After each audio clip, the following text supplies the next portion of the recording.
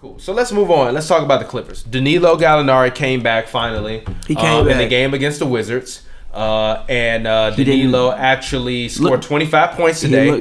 He looked. I'm sorry, he scored 25 points, and Lou Williams scored 37. Lou Williams has been huge for the Clippers. Lou has been. Sweet Lou is having the time of his motherfucking life. He is taking any shot that Lou Williams is shooting anything. Lou Williams is averaging 19 points right now. Lou Williams has the infinite green light right now. The infinite green light. Yes. And Lou Williams can score. So, the best news for the Clippers is, guess what? As we talked about before the show, Clippers are really not in a bad spot as we thought they were. Which is why I don't think it's time. Can I just give my three quick reasons why? My personal three quick reasons why. Number one, Danilo, when he was playing with Blake this season, was fucking trash. He was terrible. Danilo Gallinari, including the game where he averaged 25, through 10 games, was averaging 12.2 points a game, 4.5 rebounds, 2.6 assists. His PER was a 9.9. One of the worst on the team. Number two, Lou Williams has been hooping, and he comes in, he just scores. That's all you need him to do. Number three, Teodosic is coming back, so he'll be able to create plays for other people. Fucking Thornwell. Sedarius Thornwell is the starting point guard for the LA Clippers because Patrick Beverly fucked up his knee and Teodosic had plantar fasciitis. Teodosic is coming back. He's supposedly healthy, feeling good. So we will see going forward what is happening with the Clippers. But the Clippers are 9-15, only 3 games back of the A seed. So I'm still rocking with the Clippers. I'm still gonna rock with them. I still think that they're gonna make the playoffs. And hey, if Blake come back and they go on a tear and they somehow make it to the 3rd seed, I'm lying. They're not gonna make it to the 3rd seed. I'm sorry. I mean, which is why I said I didn't think it was fully. I don't think it's fully time to panic. I think you still have to ride it out. For one, you have to give Blake somebody. You can't sit him down for the whole season. You have to give him somebody to play with when he comes back. And if Gallinari can play like that, they're going to be hovering around. Nobody in those bottom 7 seeds is going to run away with anything. So they're going to be hovering around 10, 9, 8, 7 all year. It's still in February. You still get them back for 2 months. Like, if they can play like that, they'll be decent. They can go around 45% or basically hover around 500 with their winning percentage throughout this time period and still be decent. And end up, if they don't make the playoffs, they're a low lottery team. Yeah. Which is like, you know what? We were hurt. We had injuries. We still get a lottery pick. We come back next year and we do it again. It's not time to blow it all up. It's not time for that. Like, they still have NBA players. And also, you have guys who are younger who get a... Also, you got younger guys. You don't know if these guys can play. Maybe you find out that, you know, some of these guys can play. They get a chance to play. Yeah, no, because I do think that Thornwell he looks like an NBA player. I also think that Willie Reed is a good young talent. He's a good player. You said they didn't have any young talent. They actually do, kind of. And the other thing that I pointed out when we were having the conversation is that the NBA's brand new, kind of two-way contracts. Yeah. Where basically they kind of have these NBDL players where they have to come up and at least be on a roster for a certain amount of games or whatever. That allows for new talent to continue to filter in, and you give guys that might just come in one day and drop 30. And you're like, damn, I didn't even know he could hoop like that.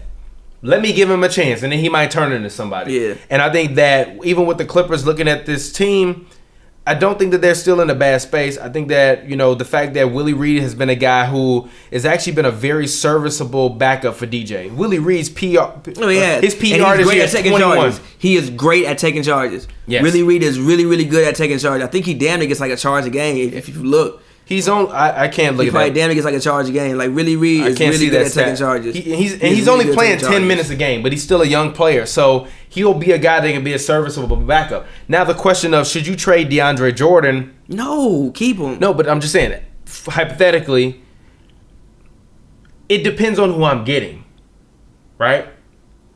No, it doesn't. How about this? What if the Memphis Grizzlies called you up and they said that, yo, we want DJ? We see what Mark Gasol has been doing, and we fired our coach. Mark doesn't want to be here. We don't. He's got salary. What is DJ gonna do in Memphis? Put him with Mike Conley. No. No, put it with Mike Conley, and Memphis also has young talent. No. Why? How are you going to score down low? Space and pace. No. Space and pace. Literally. Mike Conley, y'all run up the court. Everybody around them. We got a bunch of young talent, a bunch of young athletic wings, which is what Memphis has. I feel you. Run everybody down court, tell them to shoot. DJ grab offensive rebounds. We're going to throw you lobs. I mean, Turn Memphis into the new lob city. That's not That's not a bad trade. And then you send Marc Gasol to play with Blake. It's not and then a they can bad both trade. defend. It's not a bad trade, but it's just think about it. I'd rather just keep him. I would much rather get Marc Gasol than have DJ. I like DJ is still a very elite rim protector, and also Marc Gasol is 36, so like that. Like Marc Gasol is falling off. Marc Gasol is not what he used to be. I think Marc at this Gasol is point only 32. And he's still averaging 18.9, 8.8 rebounds a game, a block and a half. His PER is at 18. He's also averaging 4.2 assists. Shooting 42% from the field and 32% from the three. What the fuck are you talking about? DJ can't give you that no time. Yeah, but he's not as good of a defender as DJ is right now. He won fucking Defensive Player of the Year. But DJ ain't never won a fucking Defensive Player of the Year. That was like 10 years ago. And actually, DJ, that was like 10 years ago, bro. Right now, DJ is a better defender than what Marc Gasol is right now. Like, I don't think there's any need to trade DeAndre Jordan. Like, why? Keep the man. You still gonna be decent. Because the man can't score. And in this West Coast, you need to be able to score. You want to know why the Clippers are where they are currently right now in terms of overall? Because the Clippers are currently giving up 107.9 points a game and only scoring 105.3 points a game. That's why they are where they are. They cannot score. They do not have enough scoring. And you have Gallinari, you have Austin Rivers, Danilo you have Lou plays Williams. good, though, you don't know that. But you assume the man is going to play better and get to playing good. The Clippers are technically 12th in offensive efficiency. Like that, like there's no you have enough scoring around DJ where it's not really a need. It don't really matter. You got Lou Will who can fill it up. You still got Austin Rivers. He can score. You still got Gallinari. You got fucking Blake. You got guys who can score, so there's no real reason the fact that DJ need to go out there and give you 20 points a night. He doesn't. Block everything, dunk everything, play great defense. We'll figure it out. There'll be, like, there's no reason to blow anything up this year for them. There's no reason to. And plus, you signed Blake, so, like, what's the point in even doing that? You signed Blake. You signed Blake for 5 more years.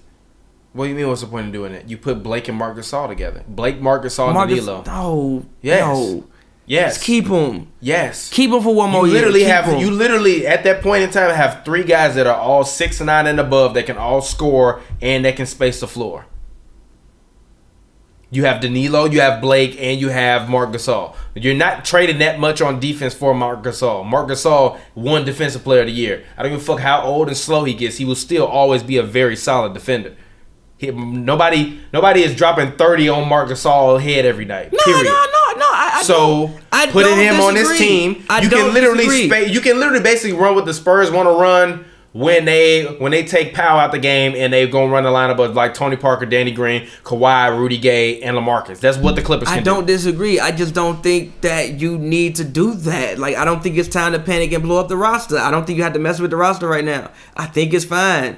I think they can hover around 500, and then when Blake comes back, you can make a push at it. And even if you don't, you still get a lottery pick. And look at Donovan Mitchell. He was a late lottery pick. Draft good, get you a good guy, put him in the system. We back in the playoffs. True.